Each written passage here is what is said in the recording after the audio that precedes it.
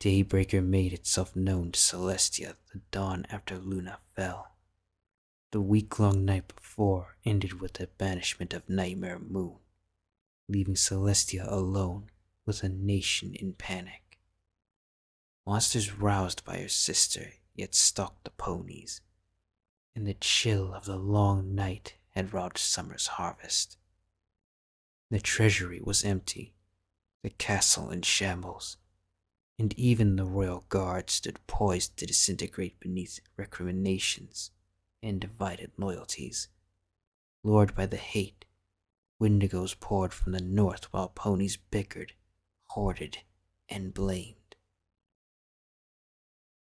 Sunspots from the rainbow flash that banished her sister still danced in Celestia's eyes as she lit her horn, returning sun and hope to a world in need of both. She was injured, tired, and sick with a heartache she had no time to mourn. There was work to do, and it came sooner than expected. Ponies approached Celestia before she could shake the dust from her coat or set her broken wing. Fat guard captains and sycophant nobles, whining populace and strutting, sneering wizards. Each one fancying themselves the voice of reason, telling Celestia what to do and who to hang. Courtly manners had been destroyed with the court. The ponies undercut and yelled over each other, squabbling and brawling for their exhausted queen's approval, shouting at her their half-cocked advice, their petty priorities, and their boisterous demands. Celestia later wondered if she brought Daybreaker on herself, but even then she did not feel ashamed. Thoughts and fantasies were never something to be guilty for. Even if they were, who could blame the broken, mourning queen her first smile as she gave 1 second of thought to roasting those horrid ponies where they stood? But then the voice asked, "Why not?" It startled her, though Celestia was too tired to show it. The voice was hers, and not at the same time. Older, louder, and entirely self-assured. It spoke as a shout because there were no one else who needed to be heard. It was not angry, yet, but somehow, flames licked Celestia's mind. An eternal and altogether frightening promise of violence. Celestia forgot the voice in the next moment. It had been a misheard line from a squabbler, or the words from one mixing with a bit of masonry completing its fall. Wrong, of course. The voice spoke again, neither above or below the noise around it. Like Celestia heard the ponies with her ears, and this with her mind. "It's the right thing to do." Celestia released a soft, dismissive snort through her nose, drawing a defensive one from within. "That fat captain soiled himself when Nightmare Moon approached. Some guard he is, and that one is hoarding food as he meows for rights. And that one's a damn maid who lusts for power at your side. How do you think they all got here so fast? They were hiding. They would be here courting Nightmare Moon if she had won. Pathetic schemers looking to hold your tail as you fly to the top. There are better captains, better advisors who are loyal. Kill these traitors and do Equestria the service it needs." Celestia did not speak in reply, but offered words in thought. "Who are you?" The voice did not hesitate. "I am Daybreaker. I am you." A tight, victorious smile edged onto Celestia's face. "You show your hand easily. corrupting spirit. For I have no knowledge of that pony hoarding food. Are you a blasted piece of what stole my sister? Or do you come as an opportunist? Nothing stole your sister but her own greed. I am your soul, your magic. I sense things you do not. So trust me when I tell you to dispose of those corrupted lives before they drag down the rebuilding of my nation. Not your nation, Celestia said, drawing another indignant huff. Mine, for Equestria is yours, and I am you. Don't play semantics, dearie. Celestia had stopped listening. This thing, this new threat, it would have to be dealt with. Out loud, she called to the squabblers. Enough. I am tired. You, Captain, gather reports from the cities and have them to me this evening. The rest of you, be gone to your duties. She blinked, struck dumb for a moment when that failed to be the end.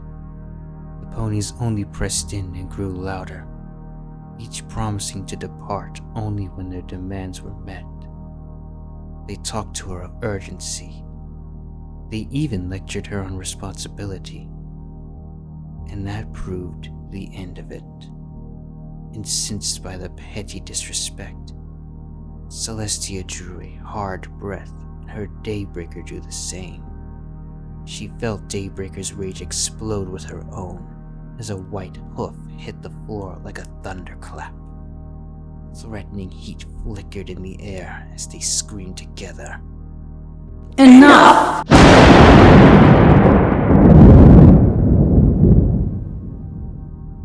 Cowards, one and all. The ponies fled. Celestia stood in silence a moment, then heard the coy, regal chuckle between her ears. Laugh while you can. Celestia said, thinking her words a lance to the voice's humor. Your time is numbered. You are a figment, and you will be gone. Celestia believed the words when she spoke them. What could this invader be but a piece of Nightmare Moon? Celestia's bright magic lent itself well to exorcism and purification, and she set the needed spells on herself with a will. Then when those failed, she tried more. She brought in wizards and even buffalo shamans to inspect her, claiming worry for lingering corruption without mentioning the symptoms. All were in vain. The spells died, Daybreaker lived, and there was nothing for Celestia to do but press on. As she worked the sad task of gluing the nation together, Celestia nervously gave an extra duty to her spies. Their search proved that the sycophant Daybreaker accused had indeed diverted and embezzled food for profit. The resulting trial established Celestia's new reputation as omniscient, even as it unsettled her own nerves. Daybreaker was clearly a source of knowledge. But what if it lied? Daybreaker heard and answered with a haughty sniff. Don't you fret, my dear Mask. I have no reason to. I want what's best for us, and the truth sides with me. So you say, my shadow. Those became their pet words for each other, Mask and Shadow. Celestia did not worry, for she was the one who ruled. Daybreaker advised her with hard talk of executions and displays of power as the kingdom healed. And time after time, Celestia cheerfully refused. Equestria was rebuilt with fellowship and forgiveness in mind. She even tutored some of the old squabblers, turning them into capable statesmen.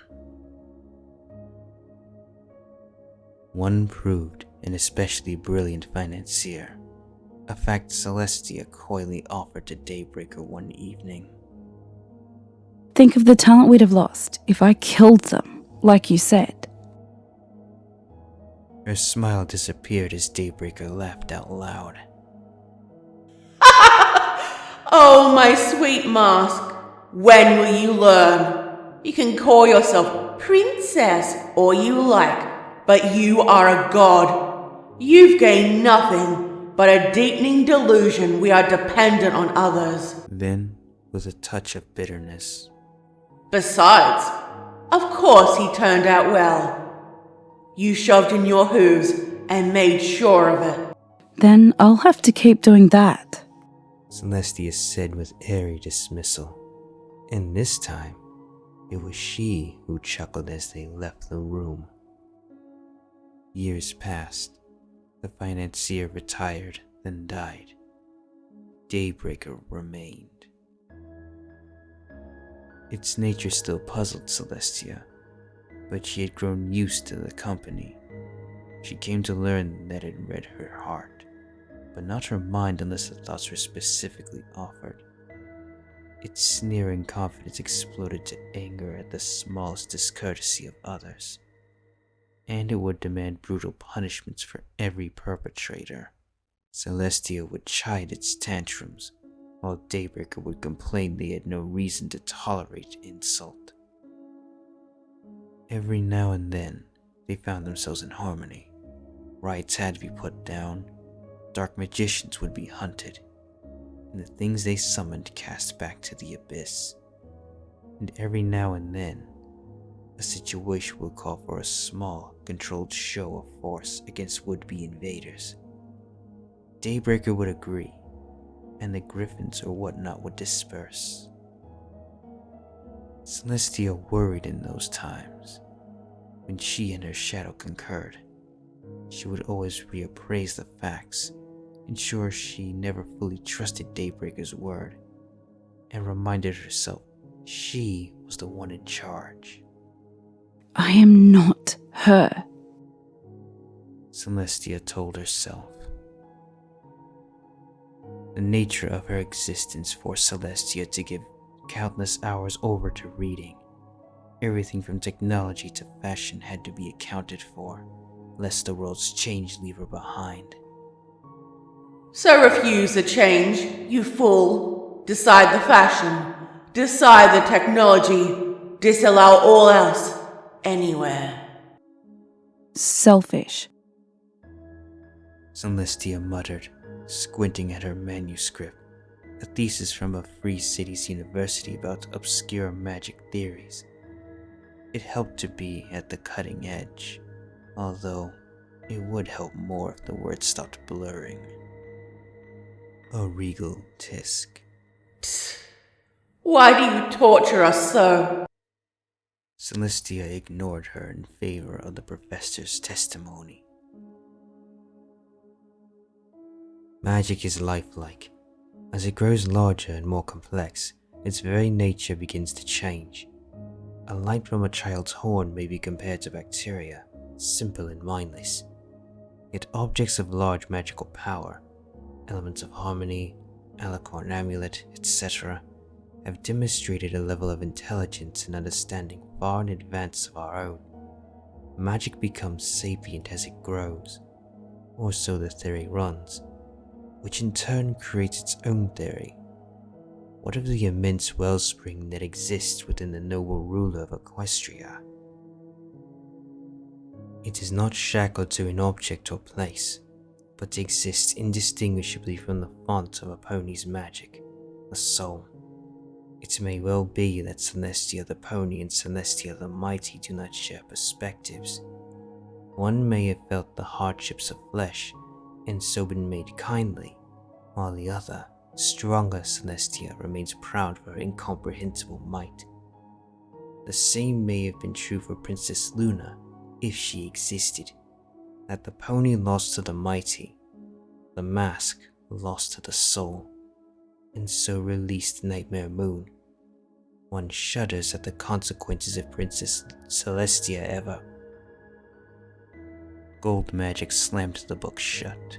Celestia felt a stirring of sleepy awareness within her. Daybreaker had sensed the discomfort but missed the words. What troubles us? Daybreaker asked. Celestia sniffed. Nothing. The words of a self-important academic tossing out baseless little theories. Daybreaker felt her anger, and it had a way of smelling her lies, but this was no lie. The Sun Princess was quite positive she was the real and only Celestia. Still, it was time for a break. Years decayed into decades. Decades flowed like rivers, and Daybreaker remained. In a dream during the 3rd century, they came face to face at last. Celestia met her shadow and saw a fiery, fanged, joyful, and twisted mirror of herself, and could not help but recall Nightmare Moon. Come. Daybreaker said, stretching her flame-licked wings. I will show you the way. They flew together into a city of dreams. Brass columns lined walkways where ponies trod beneath a too large sun. Celestia saw markets bustling without coin, and 100 huge buildings of countless variety. Pyramids and domes, and strange cathedrals where beings of all kinds knelt in prayer to golden images of the sun. 10,000 endless braziers flared throughout the city, adding to the already sweltering heat as ponies mined gold, harvested citrus, and prayed. She saw Daybreaker lounging in a tremendous brass palace that somehow burned without destruction, while crowds outside shouted their thanks to the one who delivered them from suffering. Celestia pondered the call as she walked invisible down the streets. Suffering? She had to admit, there was none to be seen. No money and no crime. No sign of war or evidence of its memory. Ponies toiled fairly, lived simply, and perished from only accident and illness. The sun gave them food and peace. Was it really wrong that it be praised? Celestia chewed an orange, her wary search for Daybreaker's evil giving way to a pleasant sense of defeat. Creating such a world would be hard, certainly, but surely worth the effort. One generation of strife to create peace for all that came after. Good-natured as ever, Celestia began to admit she was wrong. She loved peace and loved the betterment of ponies' lives. Daybreak would provide both, and so her thinking went until Luna came into view. The sight alone, the familiar dark blue, the narrow muzzle, was shock enough to change the dream. Celestia shivered, feeling sweaty and uncomfortably hot, tossed the orange aside. The mugginess of the air robbed her energy, and all she could do was follow her sister.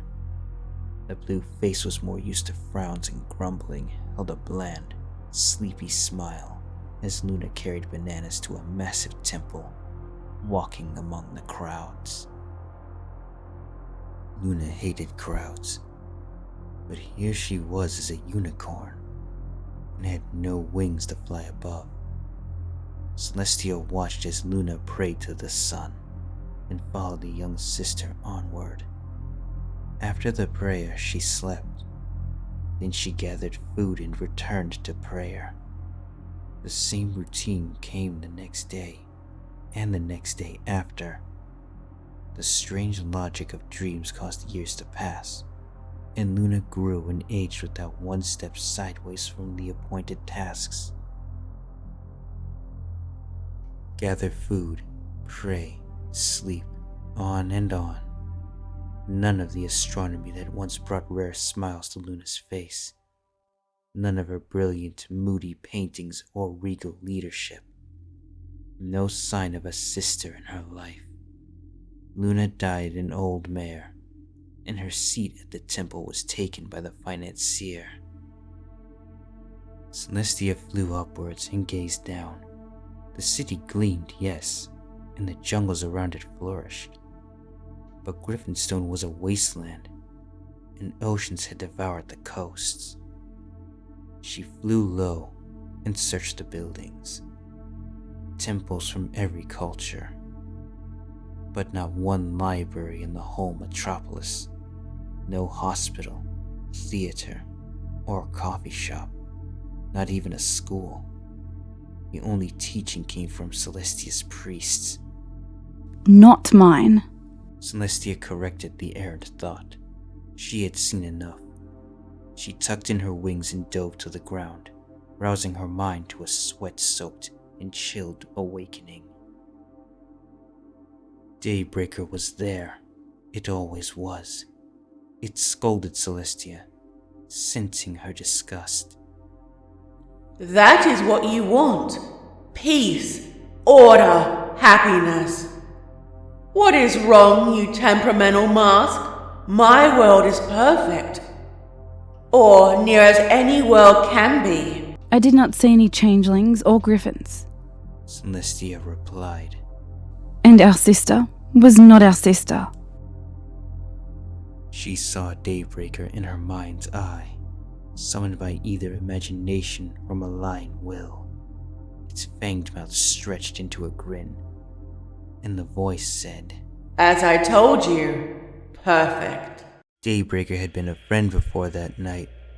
It and Celestia argued and mocked each other, but they planned together as well. Daybreaker was a fiend, but she was a fiend on Equestria's side, who gave advice she thought was right. Celestia had even asked her Shadow's opinions, believing firmly that wise decisions could come from any side. That was before she knew what Daybreaker wanted. What we want. Hush. Celestia murmured. She chided herself for giving clues with her emotions, but they could not be helped. A hot world of stillness, ignorance, and idolatry.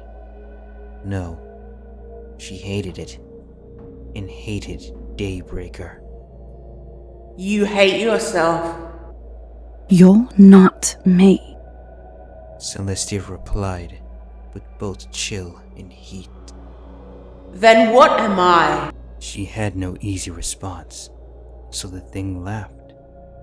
Celestia rallied and said, We are finished. The world you hope for is a hideous thing, and I will do nothing to bring us to it. You are not trusted or welcome, so make this the last day we speak. Daybreaker laughed again, drawing a shudder into Celestia's body. It felt her fear, and laughed louder. The voice that followed had no defensive edge or exploding rage, just cool, regal confidence as Celestia heard. That is fine. I told you before, the truth favors me, and you'll see it for yourself one day. Celestia said nothing in response. There was nothing to debate, and much to plan. More centuries came and went. Daybreaker kept its word, yet even in the silence, Celestia knew she was never alone. Her shadow could still its words, but not its heart. She felt Daybreaker's hot white anger in vulnerable moments when it mingled with her own. And she watched the moon, crying for the sister she never found time to mourn, and the idiot courtier arrived with some meaningless proposal. Or when a trusted minister of 30 years was found to have stolen funds from her very first day. These moments would slap Celestia. The rage would bubble over as she knew how just and right it would be to destroy. She would then take a cool breath of air, recall the brass temples of her dream, and remain the good and wise Princess Celestia. Daybreaker would not win. Celestia would not be Daybreaker today or tomorrow. So all would be well. She repeated the mantra after each such episode, and each time the image of a fanged smile wormed its way into her mind. More centuries, now 1,000 years since Luna fell, the millennium had been prosperous, a fact Celestia attributed to her obsessive love of plans. An endless and ever-loving network of contingencies and schemes had prevented wars, avoided market crashes, and even preempted plagues that could otherwise wreck the nation. Celestia had studied the prophecies concerning her sister. Astronomers confirmed their claims, and astrologers verified the signs.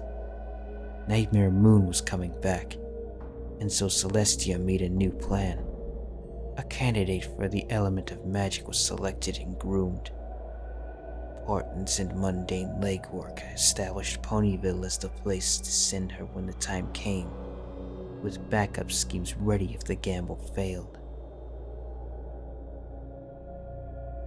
Yet Celestia's warm heart beat throughout the cynical plans. Young Twilight Sparkle was not reared with dispassion as a mere asset, but with the genuine warmth Celestia gave all who touched her life. Perhaps even more so for Twilight, for that girl carried a special hope on her way to Ponyville.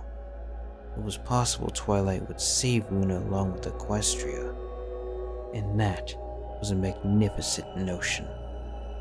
Celestia gave into fantasy in the last hours, letting her heart soar with anticipation of better days to come. Too late did she realize her folly. Daybreaker saw the images in her heart and released a rage beyond any Celestia had ever felt. It seared her brain, and Celestia could not help but cry wordlessly with the thing's eternal hate as it broke the long silence with a scream. No! Traitor! Killer! Devil! Sister hate forever! She will destroy us! Insane anger had destroyed Daybreaker's cultured language. Not just anger though, but terror approaching reckless panic. Celestia trembled, flaring her wings with the need to fly. Then, when Nightmare Moon arrives, exhausted from her journey, Daybreaker will obliterate with fire the traitorous sibling who abandoned her. Celestia snapped her wings closed. She can be saved. That is enough. Daybreaker went on, but its voice gave Celestia pause. The raging roar gave way to a fearful whine as the thing said, I see it, my mask. I see that her return will bring great danger that we cannot oppose. Trust me as you once did, and destroy her. I will not have you risk us for your petty sibling love. You did not hear me. Celestia said coldly. We are not doing this because she is my sister. We are doing this because she can be saved. Now be silent. A defensive snarl marred the reply. I will not be silent while you endanger everything we've worked for. Fine. Celestia called out. Complain and stamp your hooves. It will only prove that you have no hold on me. You'll see. Seething, bitter, Daybreaker gave both warning and threat before returning to silence. I am honest with you. I always was. Celestia's victory proved perfect on the outside. Luna was liberated, and her embrace with Celestia trembled with uncontrollable love. Twilight stood ready to grow further as a pony, filled with such infinite potential Celestia could see it shimmer in her wake. All Equestria was in song, and its Sun Princess sang the loudest of all. Within her breast, though, the battle was not won. She would see Twilight's potential as a magic dam about to burst, and could not help the terror which gripped her heart. Twilight would become strong as Celestia if left alone. Best to nip that problem in the bud. Celestia would shake the thought, turn to Luna, and feel hot anger replace cold fear. The traitor's sister who left her alone, co-ruler in name only, sitting fat on 1,000 years of Celestia's hard work without the slightest punishment for her crimes. They were disturbing, these unwanted pangs of emotion. Daybreaker sent them to her in the past, but never before had Celestia's mind followed along. It drifted, giving into the bitter tangents before self-awareness brought her out. Sometimes it took minutes, and Celestia wondered if they were getting longer. Worrisome, to say the least. Enough so that some weeks later, she said to Daybreaker, Stop feeding me your emotions. A derisive snort rattled between her ears. So strange that, wise as we are, we see the danger Twilight's sparkle represents, or the transparent idiocy of returning our sister to the throne. I feed you nothing. You're merely awakening to the dangers created by your endless forgiveness. I am not. Celestia said, an idea's ghost coming to her mind. And I believe I will prove it. How? Celestia gave no answer. She strode back to her duties, guarding her thoughts against Daybreaker. Glee leaked from her heart, and she relished the cold shiver it sent in return. Perhaps the course Celestia chose was foolish, but it would not be done foolishly. Schemes, contingencies, plans, these were her hallmarks, and she did not abandon them. She kept the heart cold as she worked, no passion, no clue for Daybreaker to grasp. All the same, she braced as the plan came to fruition. Discord. The Mad King, released from his marble prison to the care of Twilight's band. No one was beyond redemption, and Celestia was going to prove it. She braced for rage when the plan was made known. Surely her shadow would throw its tantrum. Surely it would see Celestia's emotions and try to force violence. Stone turned to patchwork flesh, and no rage came, nor did it come when she departed or slept. Not even the next day when Celestia returned to find the plan a success. Discord bowed before her, promising to use his powers for good, as his proud new friends looked on. No rage, just a dark, distant chuckle at the end, and quiet promise. My poor naive mask. You will see. Tantabus, Luna's literal demon, created for self-punishment yet strong enough to assault Equestria, escaped, contained, and defeated without Celestia's involvement or knowledge. Brief thankfulness that her sister was cured gave way almost instantly to irritation in Celestia. An unscratchable itch drove her heart this way and that, bringing mood swings always hidden by her kindly smile. Familiar rage would burble its indignation that Luna would hide such a threat.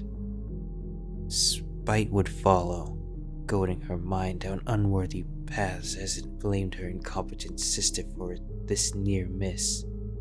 And then fear would remind her it was a very near miss indeed. She could not plan for something she did not know, and that realization turned the fear to a paranoia which consumed all else. The court was dismissed. Celestia tore back to her office and began her plans.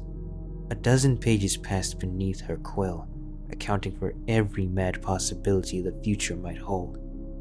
Agrarian strike, import from the Crystal Empire and negotiate with the workers, collapse of Canterlot train tunnels, use Wonderbolts as a ferry service for essentials. Changeling infiltration, find their hive and destroy them all. Guard corruption, launch inquiries and polls amongst low-ranking staff. But what if Twilight went mad with power? What if Luna was using dreams to manipulate the populace? The dozen pages became hundreds as Celestia worked, the mind inventing 2 problems for everyone solved. In the end, a chance look to the clock proved sufficient shock to bring her out of the frantic search. She left to lower the sun an hour later than intended, and then trod slowly back to the office. The spell was broken. Celestia reviewed her manic, half-remembered plans and began to discard them. Each was worthless, obvious, or... Destroy them all! Her eyes lingered on the changeling plan before setting it aside. Not the last of its kind. Daybreaker's will had slipped onto the pages. My shadow. The plans were tossed into the fireplace. Celestia sat down with a fresh sheet in front of her, touched quill to ink, and wrote one word.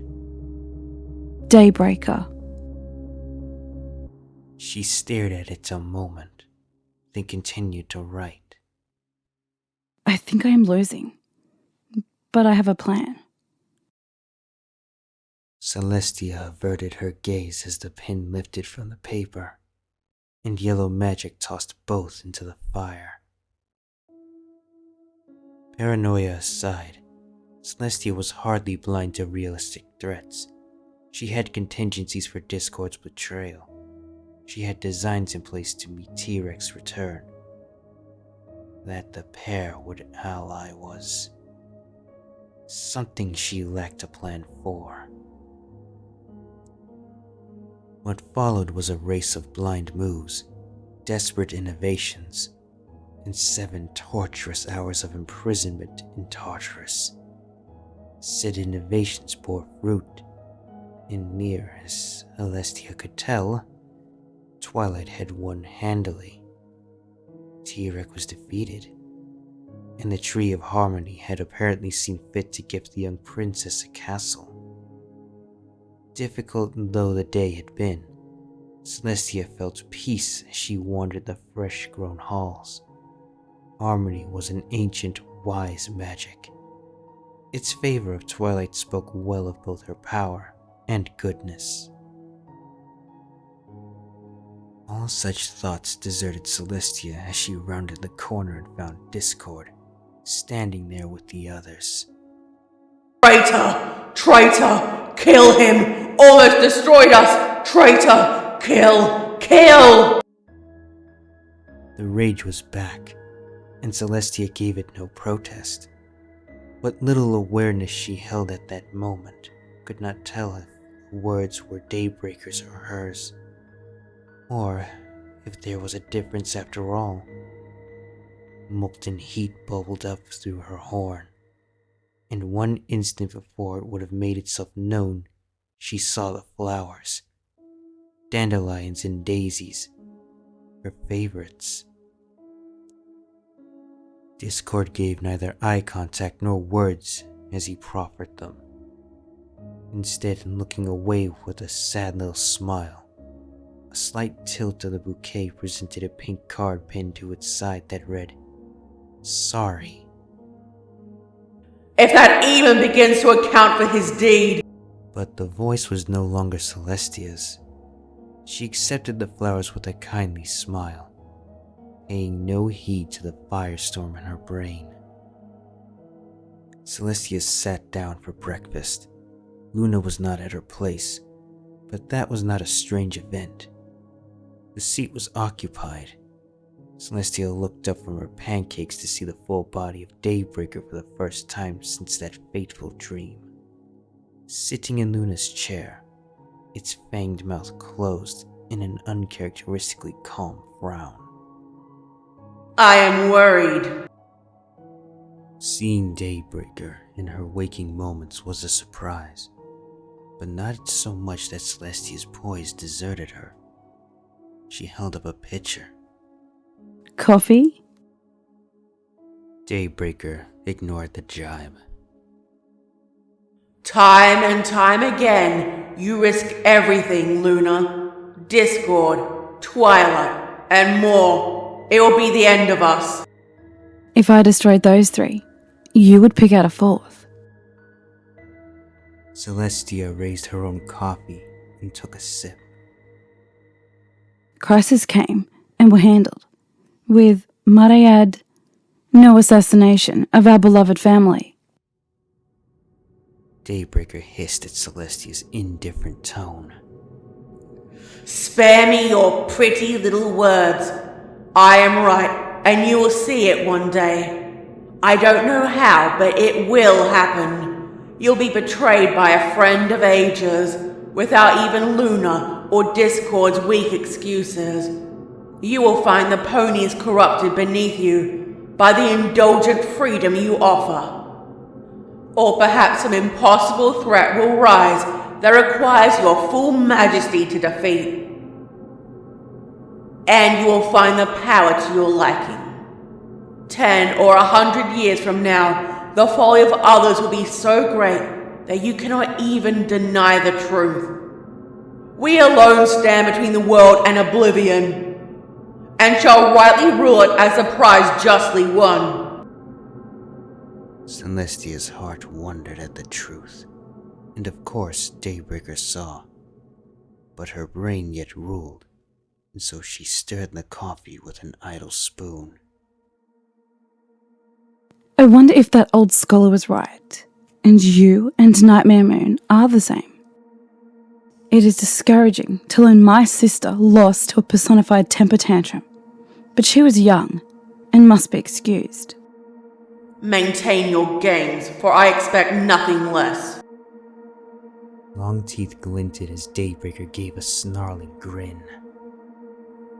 Deny me, lie to yourself, call me Shadow, as though I'm the mere darkness in your wake. We both know the truth. I am the you that is free of convention, unshackled by the soft attachments to which you cling. How many betrayals can you endure? How many risks can you take before you're crushed by the facts? You forgave Luna, and she unleashed the Tenchibus. Discord, and he betrayed you to Tarek. You nearly cracked, my dear mask. One day, you will crack for good. Celestia took another sip. The snarl faded from Daybreaker, and it reached out a hoof. The voice grew softer than ever spoken before, and took on a pleading tinge. You resist what you know to be true. You resist me. Why do you fight so hard to put yourself and your world in danger? It is not my world alone, came Celestia's response. I am worried. The voice grew softer still, the face sad and sympathetic. Please, at least try to see things my way. Try to see my reasons and meet me halfway, for the sake of yourself and your ponies. Another sip. Celestia set down her coffee. No emotions. Daybreaker was blind, waiting to hear the answer. You are convincing, Celestia admitted. She picked up the cup once more. Corruption always is. Daybreaker vanished with a final sip, but Celestia was not alone. So be it. We will await the next tragedy of your gullible life, and the inevitable day you become what you are meant to be. More years passed, peaceful years, which would not last forever. A question, Luna. The sisters were spending a late evening together over a chessboard, Luna with coffee to prepare her for the night, and Celestia with an atrocious glass of wine. It held a thick, coppery taste that reminded her uncomfortably of blood, with a deep red color to match. Luna was a master of dry wit. That's my name, not a question. Celestia acknowledged the joke with a quick smile and pressed on. There is a theory that I have, that I've forgotten the name of. Something along the lines of, if a million blind ponies pounded on a million typewriters for 1,000 years, they will one day create a masterpiece. The narrow blue muzzle bobbed with Luna's head. I have not heard of that exact phrase, but I know what you speak. The theory that it's highly improbable event will likely come to fruition if presented enough chances. Will inevitably come to fruition. Celestia corrected. If every day brings a fresh chance, is its success inevitable? Luna shrugged and drank the last of her coffee. Odd, you never were a mirror for undefined musings. That is why I come to you. Celestia said. That earned a smile from her sister, making this talk already worthwhile. Give a moment, it is early for such heavy questions. Luna's grumble drew a chuckle from both, and they completed their game to its usual draw. Idle small talk filled the last moments, with the younger stretching her wings and Celestia sipping politely at the wine. Finally, Luna gave a deft nod. Yes, sister, I of course cannot prove it, but if the improbable is given enough time, it does indeed become inevitable. Celestia saw fangs open in her mind and heard the victorious laughter bellow forth. She smiled and hugged her sister, said that she loved her, and quietly swore to repeat it every day for as long as she had left. The laughter went on. Images of brass pillars and temples crowded Celestia's imagination as Luna departed. Celestia settled onto their parlor couch, holding the coppery wine aloft in magic's grip.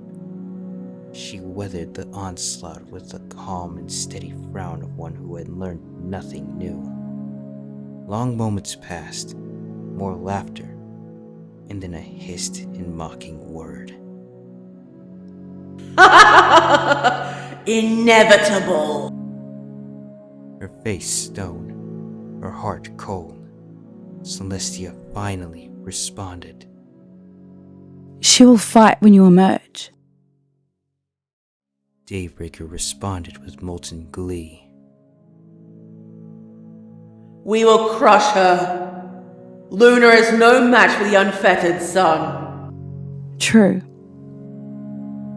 Still cold, Celestia gave a brief and stern nod. Twilight will fight as well. Good. I can defeat them both. The thing shouted. Celestia nodded again. This is true. But what of Cadence? This time, silence formed the answer. Celestia took a careful sip of the bloody wine and went on with perfect neutrality. What of the elements of harmony? They have challenged alicorns and won. What of Discord's impossible magic? And Flurry Heart's growing strength? And shining armor and starlight glimmer? What of good King Thorax, with the might of a racer's love? Her face was stone, her heart cold, her brain calm. Such things were of infinite use when enacting a plan. Even Celestia's voice was the soft, gentle tone she lent to bedtime stories. I cannot defeat them all. Again, the response was silence, Daybreaker saw the plan, and it was too late. I pity you. Celestia said with utmost calm. 1,000 years seeking a world you shall never have. The screaming began, loud enough to rattle her brain. It went on for seconds, minutes. Perhaps it would never end. That was all right. The mare who called herself Celestia gave a thin, cold smile. She drained the last of her wine and decided it was not so bad after all.